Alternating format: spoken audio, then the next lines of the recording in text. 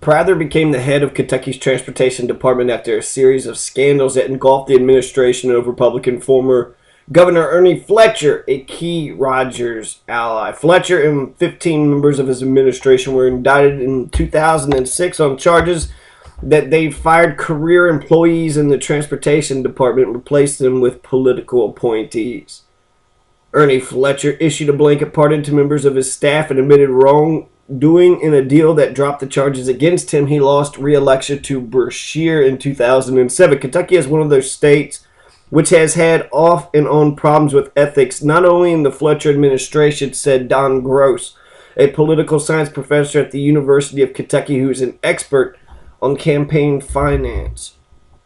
Ernie Fletcher, a doctor and former congressman and the first Republican Kentucky governor in 3 decades, received more than $300,000 in campaign donations from highway contractors, their families, and employees, according to the campaign disclosure data.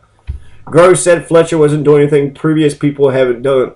In a statement, Fletcher wouldn't comment on the campaign contributions. We campaigned on building those roads, he said. They are the roads to Kentucky's economic development. Fletcher's Transportation Secretary Bill Niebert and Leonard Lawson, the owner of one of the state's biggest highway contractors, were indicted in 2008 on bid rigging charges months after Lawson's company, Bizarre Construction, won a $31 million contract for a project that included the bridges and an interchange on the first section of I-66 in Somerset. A jury in federal court acquitted Niebert and Lawson in 2010. By then, Lawson's company had finished the work on I-66, also known as the Somerset Northern Bypass.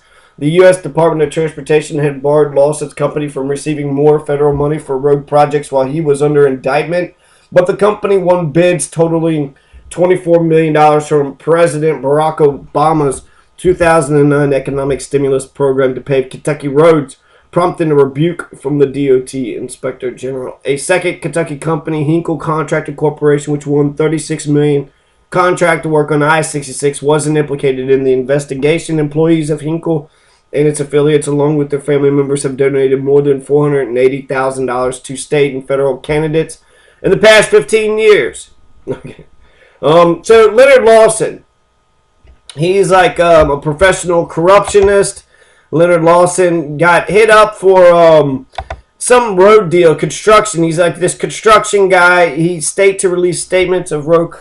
Supposedly he didn't want statements. There were statements that were said. He didn't want them said. I don't know.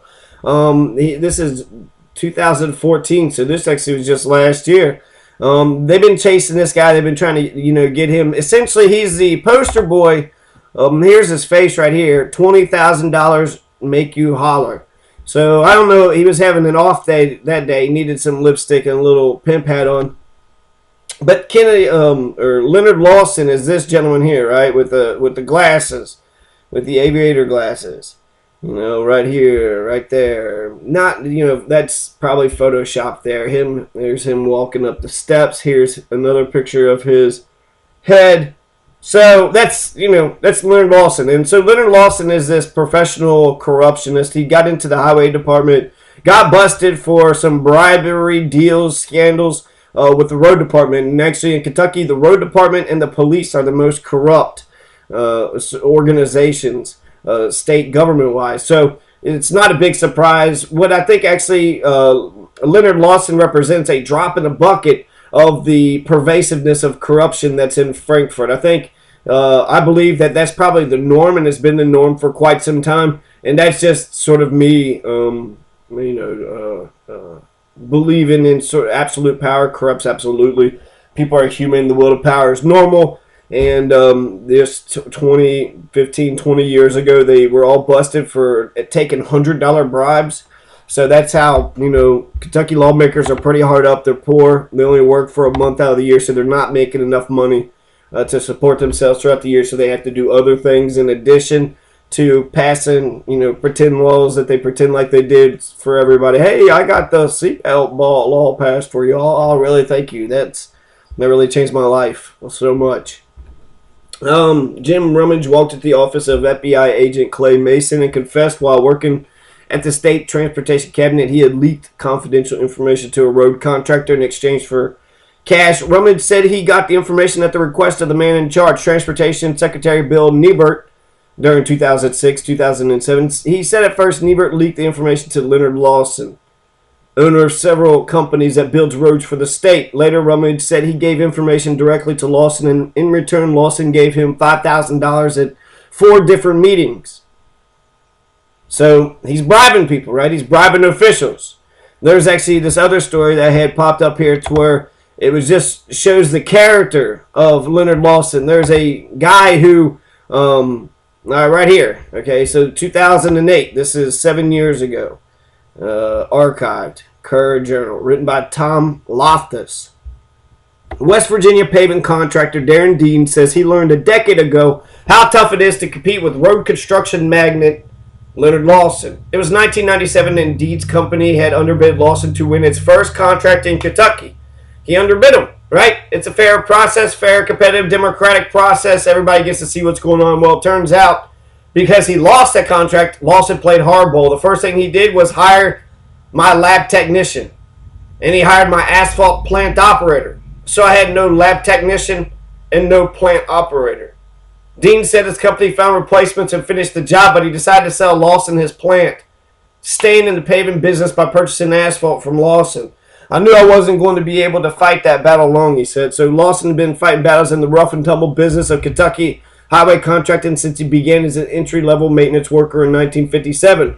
But now he faces his toughest fight, indictment on 6 charges of bribery, conspiracy, and obstructing justice, and a possible long prison sentence. The federal grand jury indictment issued last week charged that he bribed former Transportation Secretary Bill Niebert and a cabinet engineer to obtain confidential cost estimates for some state contracts, 2006 and 2007. Lawson's attorney Larry McKay of Indianapolis, said the evidence will show Lawson committed no crimes. Mr. Lawson built businesses which served the public and employed hundreds of his fellow Kentuckians, Mackey said in a statement. He won every contract fair and square because he builds safe and sound roads. Through his spokesman, Leonard Lawson declined to be interviewed for the story. Lawson has succeeded in the Kentucky road building industry as perhaps no one else has in recent decades. He has bought, leased, and sold companies, equipment, and quarries, and he has established areas of the state currently in central and south central Kentucky where he has virtual monopolies. Thus, he faces no competing bids for the vast majority of the paving contracts his companies have sought over the last 20 years. State bid records show that the 5 companies owned in part by Lawson and his family won more than $418 million in state highway contracts between January 1st. Okay, so we see how he's in there pretty deep. And, it almost sounds like Drew Thornton of the Bluegrass Conspiracy. A lot of people are implicated. The fact that he's, got his greasing people's palms and hiring people from other people's companies. I mean, he's just doing these underhanded sort of, cutthroat business tactics, which I could see, dog eat dog, capitalist, casino style, laissez-faire, radicals basically being like, heck yeah, let's go, let's go that direction. But it shows his character, right? It shows who this guy is. I mean, he's got a wife, lives in a mansion, 877-acre Fayette County farm. So he's doing good, right? He's doing well. He only got one child named Steve. He heads most of the family contract and interest, lives with his family in a larger mansion on the farm. So he has a bigger mansion than his parents. The property, both mansions and other buildings, are valued at $18.8 million. Lawson flies in a jet owned by one of the many family companies. He has a home in Naples, Florida. Former Governor Paul Patton, who served from 1995 to 2003, said Lawson has been a close friend for many years. Asked about the qualities that made Lawson so successful, Patton said Leonard is just smart. He evidently can comprehend the big picture. He doesn't get down into details. Patton described Lawson as an extremely shy man who, despite his prominence as a contractor and political fundraiser, shuns the public spotlight and likes to spend time with his family and go fishing in Florida during the winters. Meager beginnings. He's come a long way since his boyhood in Bell County, eastern Kentucky, southeastern Kentucky. Community of Beverly, where his father was a coal miner. Nearly starved, Lawson said, as he recalled his youth in the 1994 interview. He grew up in a very humble beginning, said Representative Greg Stumbo, Prestonsburg Democrat, who, like Patton, has received large political contributions from Lawson. Any money he's made, he's acquired it through his own efforts. I don't have anything bad to say about Leonard Lawson. He graduated from Redbird Mission School in Bell County, where he met his future wife, and more stuff about Leonard Lawson. So, later on, we hear that Stumbo is actually doing some fishing. I was down there, I did fish with Leonard Lawson. So they're going fishing together. I'm not for sure, I'm not looking to do anything else right now. So I'm not for sure what the relationship is there. I really like Stumbo. He tried to get all those school construction projects passed, but the Republicans were against it. So no doubt impressed by the burgeoning spectacle of the American interstate highway system, Lawson's interest in the magical viscous substance known as asphalt soon blossomed into a career that would shape much of the socioeconomic fate of Eastern Kentucky. Okay. So he buys a company and then, becomes huge.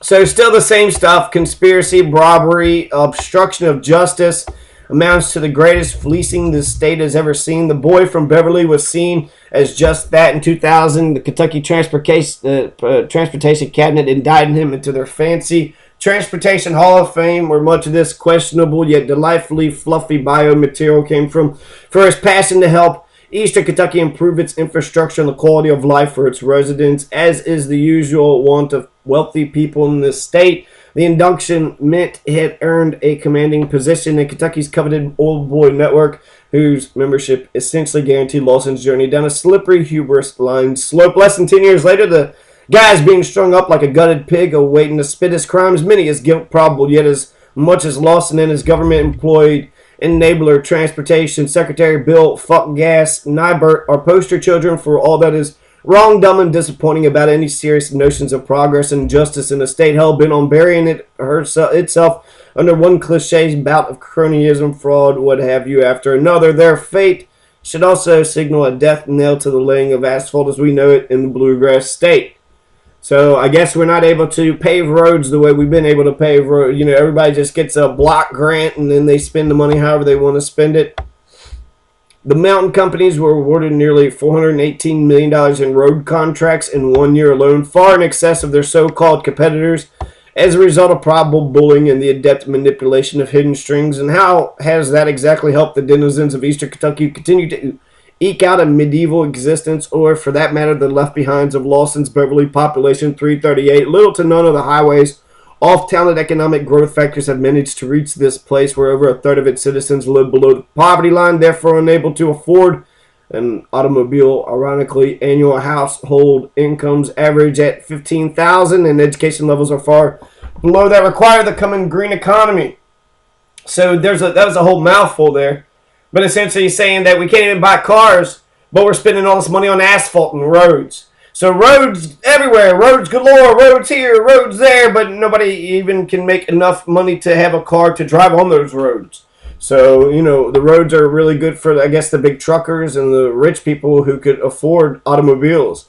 Enjoy your roads, motherfuckers. That's tax dollars. That's my tax dollars that is being spent, not on me. And, I can't, if I don't have a vehicle, then I cannot enjoy it. And the coming of the green economy. So that's a young master's ticket would bring about a richer and greener Kentucky. Green, richer, money, economics. That's what it's all about. I mean, the environment, where we are in the environment. Some people, there's sociology and social psychology. They actually make the argument that it doesn't matter who you believe that you are or what your beliefs are. It's really your sociological placement. It's your environmental placement. Where you are determines more or less who you are than what you believe that you are. So your environment actually dictates who you are. So of course the environment is important. Of course we should have it green. Of course we should be going towards a green economy. So Lawson's manifest destiny improved the state at large. Kentucky employs one of the worst carbon footprints in the nation, an alarming share of vehicular accidents, and some of the fattest people this side of, Kentucky. It's also to keep in mind that the Ohio River Bridges project was heavily drafted and lobbied for by a certain unelected 3rd District representative and a Muppet-esque junior senator roughly around the same time that the KTC shit out of a PowerPoint drafted Hall of Fame certificate to Lawson himself. Something or another. Why more roads equals less. When he was 18, Leonard Lawson worked on a highway project, his first of many as an entry-level maintenance worker. He was indicted last September on half a dozen counts that include conspiracy, bribery, and obstruction of justice, and what amounts to one of the greatest fleecings the state has ever seen. The boy from Beverly had seen just that in 2000. Kentucky Transportation indicted him too. Okay, we've read all this. Right.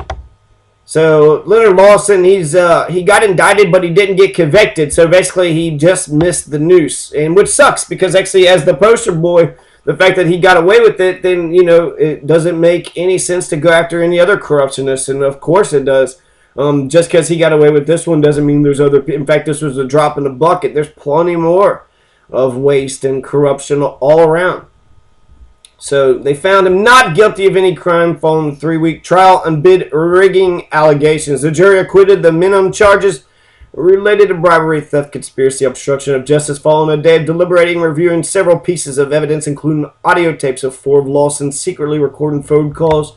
Federal prosecutors presented 2 weeks of evidence in the case to support their allegations that Nybert ordered confidential bid estimates leaked to Lawson in 2006 and 2007 for road projects worth $130 million. Bid estimates tell what the cabinet is willing to pay for a project, but other than one witness whose credibility was strongly questioned by the defense, they had nothing to directly link Nybert or Lawson to the bid estimates or alleged bribes. They also failed to prove evidence that Lawson's bids on the project in question were appreciably different from his bids on other projects at the time. Lawson, 70, sagged in his chair, was embraced by his defense lawyers as the verdict was read. Moments later, he stood to whisper thank you to each of the jurors, 9 women and 3 men, as they passed him to exit the courtroom. I'd like to thank God, Steve Lawson, the contractor's son, told reporters outside U.S. District Court in Lexington, staying with his parents. I'd like to thank God. I'd like to thank the jury for having the courage to find the truth.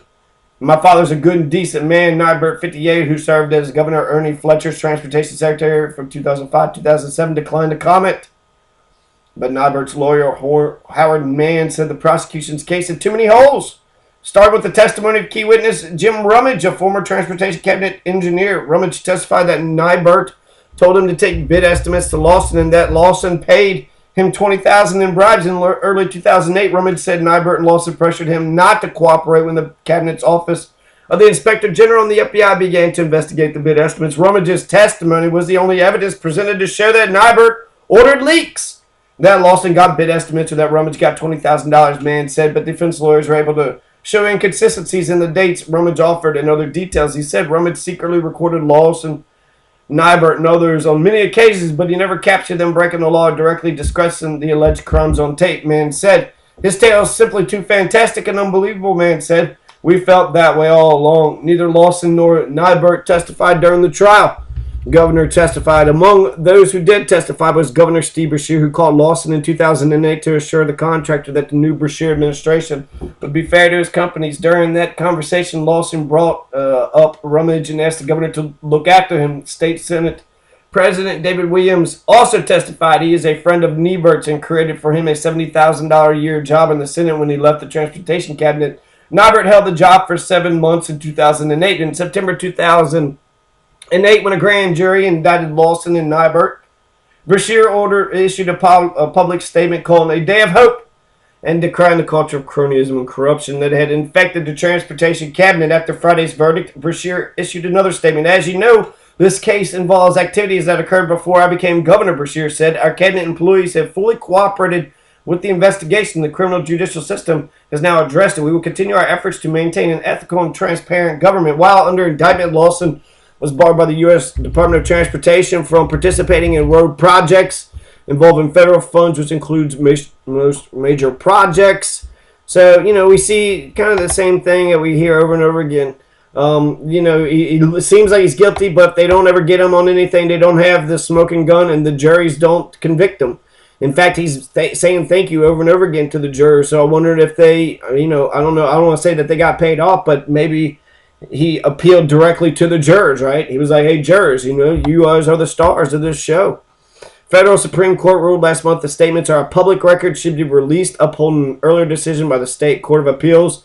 So there were some comments that he made to state investigators in 1983 as part of a criminal bid rigging case, but they tried So keep it quiet, put a lid on it for privacy or something. Lawson's firm paid a $150,000 fine. He was not personally charged in that case. He was indicted by a federal grand jury in 2008 on a different case. In 1983, the U.S. Justice Department won felony convictions against 2 Kentucky road building companies, including Lawson's Mountain Enterprises, for violating antitrust laws. The companies had conspired to allocate state road contracts among themselves rather than compete and submit lower bids.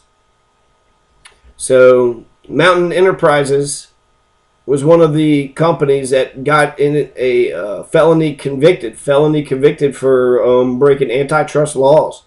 So he was convicted. He actually did get convicted, and then they tried to get him on some more stuff. So I don't know if it's just more political theater to try to drag him, in the mud some more. I don't know if they plan on doing anything with the guy. Leonard Lawson seems he's running free, going to do whatever he wants to do.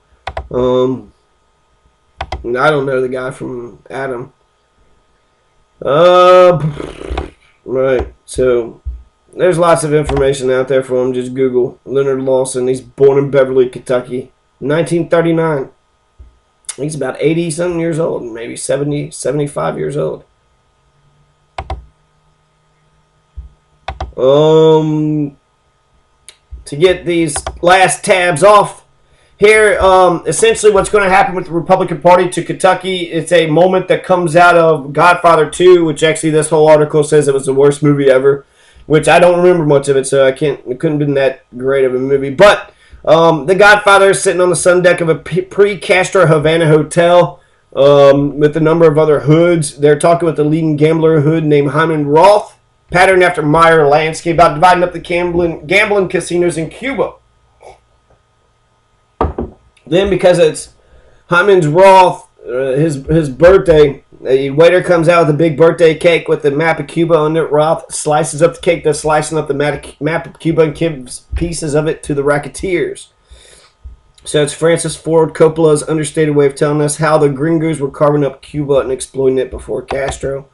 So I think that's exactly what the Republicans want to do with Kentucky. They want to come in here and have a shock therapy. Just shock the crap out of Kentucky's economy. Make Kentucky's economy scream. So they want to have a shock treatment. They want to have a shock treatment to Kentucky's economy.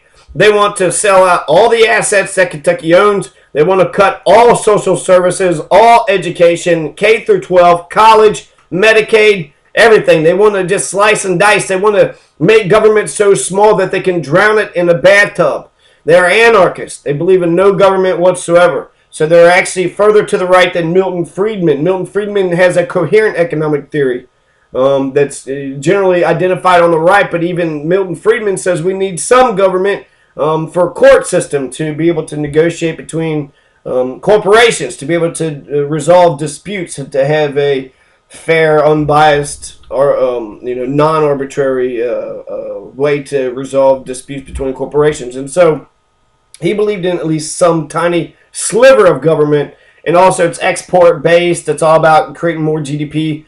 So anyways, that's ridiculous, and I will not stop until those bureaucrats are behind bars.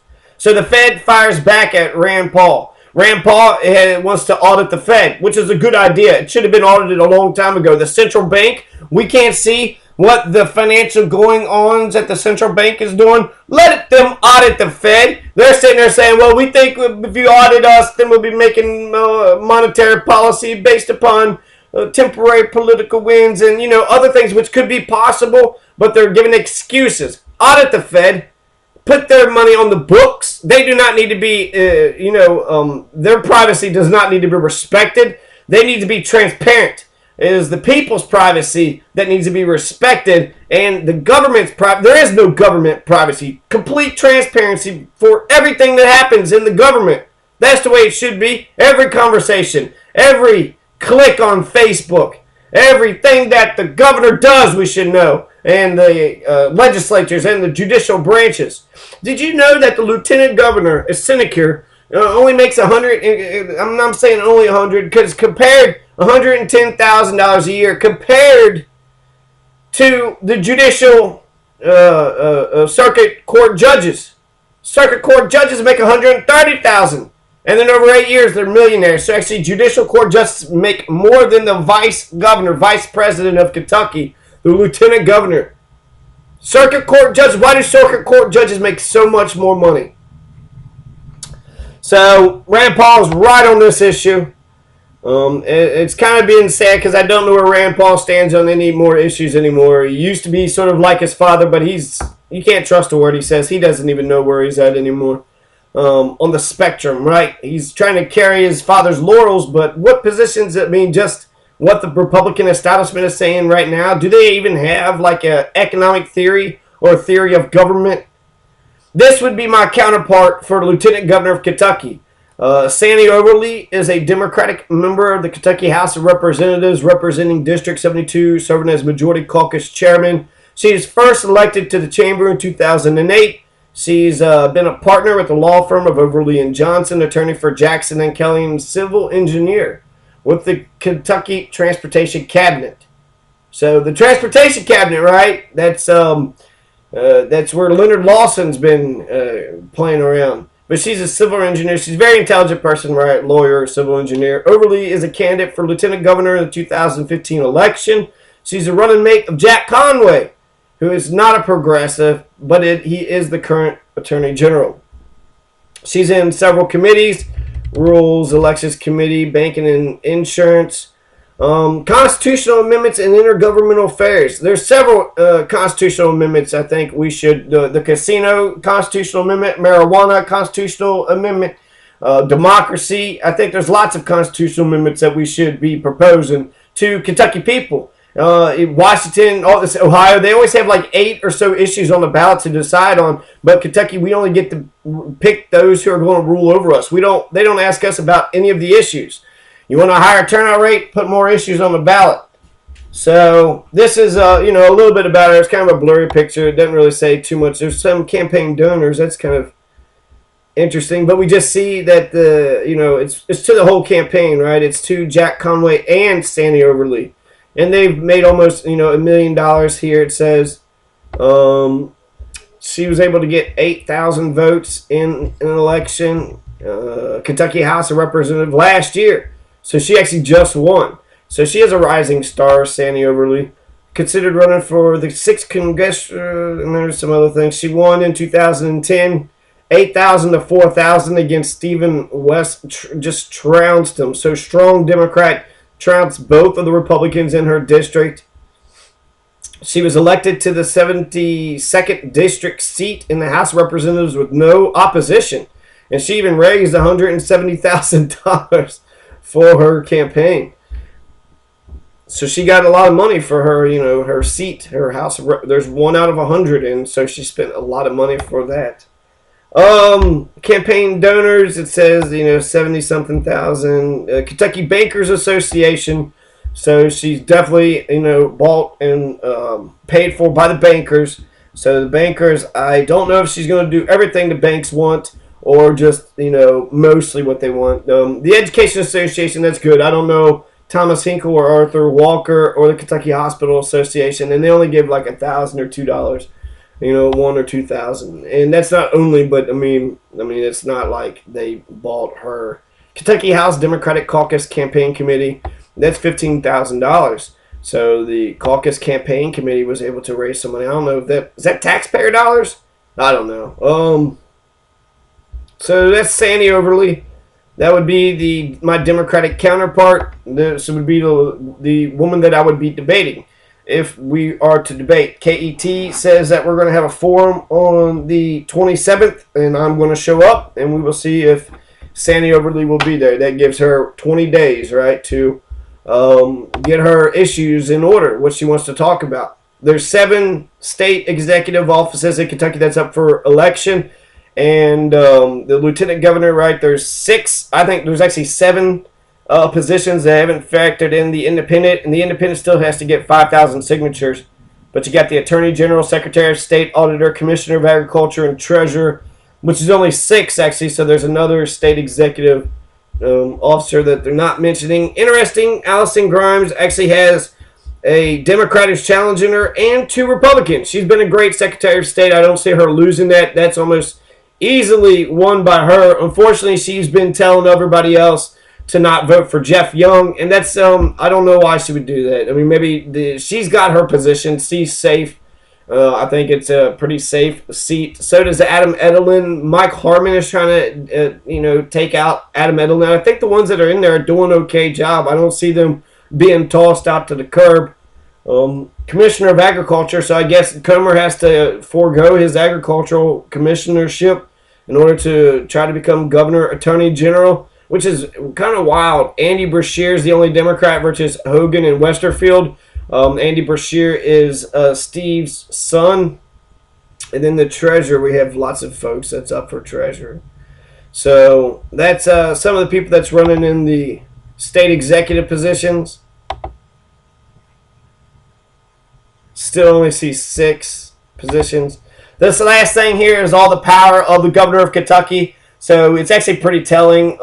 So you just look at the major sections, right? So the governor of Kentucky is at the top. Then right below the governor of Kentucky is the secretary of the cabinet. So the secretary of the cabinet's more of a number 2 person than lieutenant governor, which is just kind of, hey, I'm off to the side over here, right? So governor of Kentucky is the top dog, secretary of the cabinet, because it's like the staff, the chief of staff.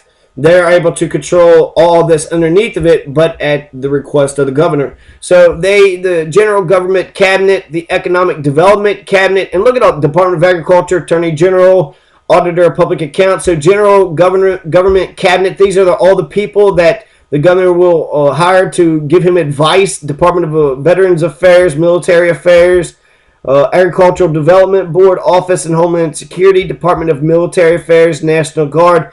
So these are, all the Human Rights Commission on women, just a whole bunch of just councils everywhere.